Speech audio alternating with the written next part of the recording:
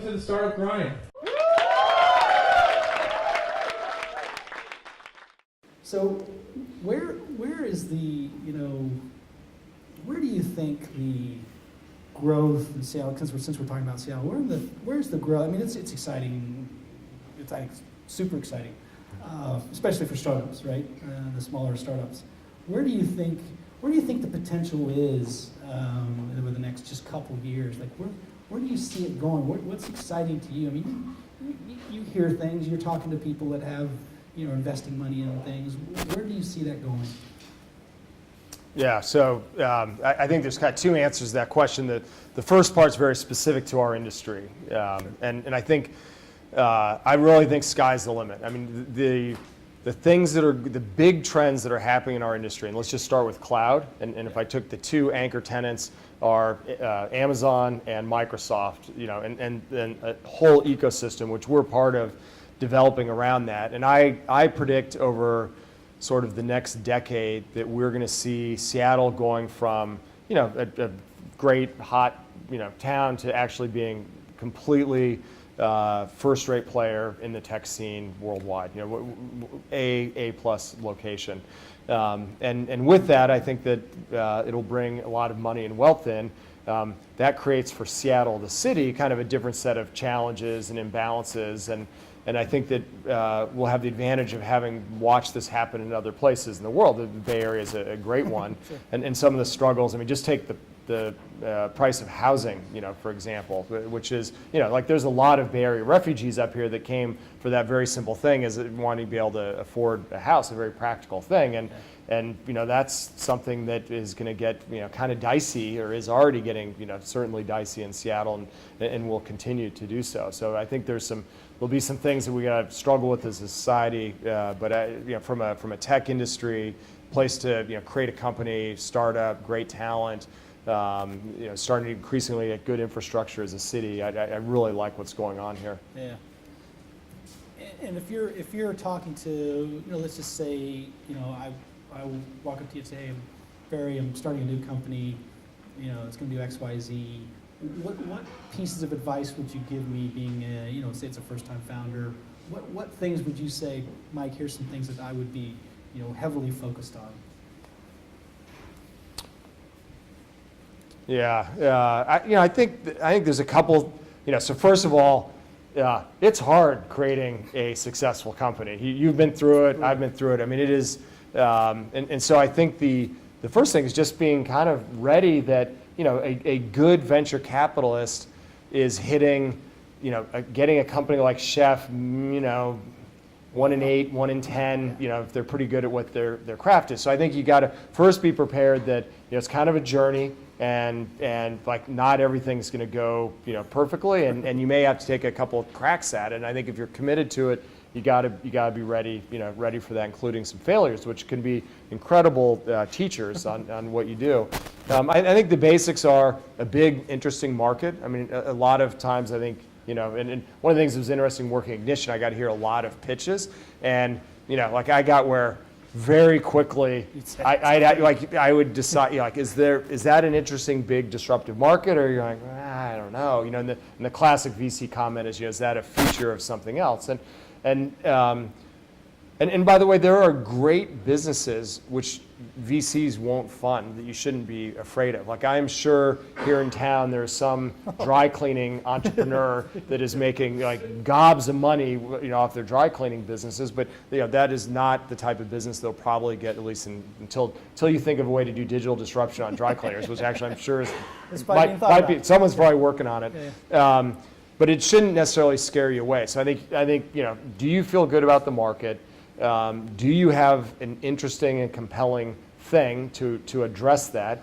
And can you assemble a strong team? I would just start with those three tests. And if you can sort of convince yourself, and by the way, I've seen a lot of entrepreneurs deceive themselves, but if you can convince yourself of those three things, then hey, don't let anything get in your way. And then I think great entrepreneurs, they ignore the risks, they ignore the 5 million reasons not. And by the way, the Chef story on this is, so one of the other founders, who was also named Barry, who was more of like the business person. One of Barry's contributions as they were trying to get, not making any money and trying to get funding, is Barry was paying everyone's mortgage. Really?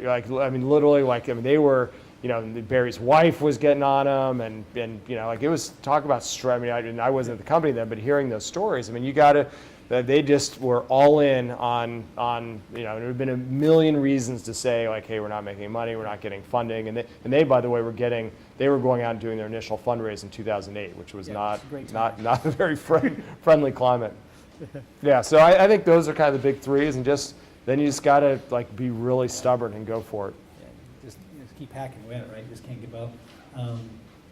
Where is the you mentor many people? So where do you think the thing that is a mistake more often than not? Where do you see that in starting a company? Where's the big thing that happens more times than not when you're talking to founders? Yeah, a lot of times, and I'm sure you see this also. It is. I talk about there's tons of paradox, in building a business, and so one of the paradoxes, and it is one of those truisms, is you have to be very focused on a thing, right? And I've seen so many companies you get defocused and you try to do, too much or too wide, and so it's keeping that just like laser focus, and yet also then paying attention to your customers and willing to be flexible and make changes. And so, I don't know, like, which is it? Is it be stubborn and don't give up and stay loyal to that thing? Or is it, pay attention to what's happening in the market and be flexible? The answer is it's an art, and it depends. And I see, both ends of the extreme on that.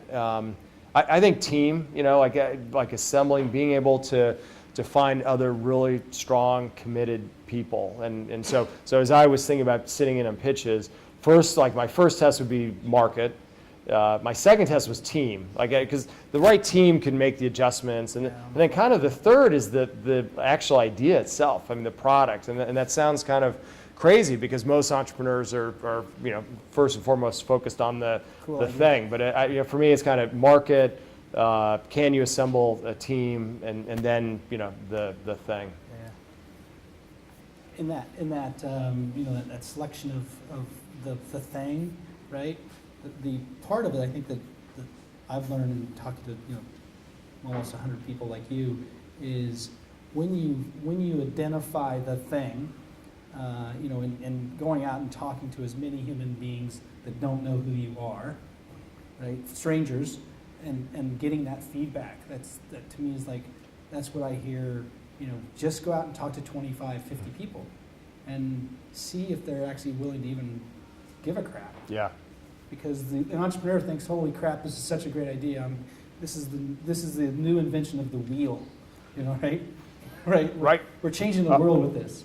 Well, and Kev, who runs our UX and design lab for us, he's going to be very familiar with this one.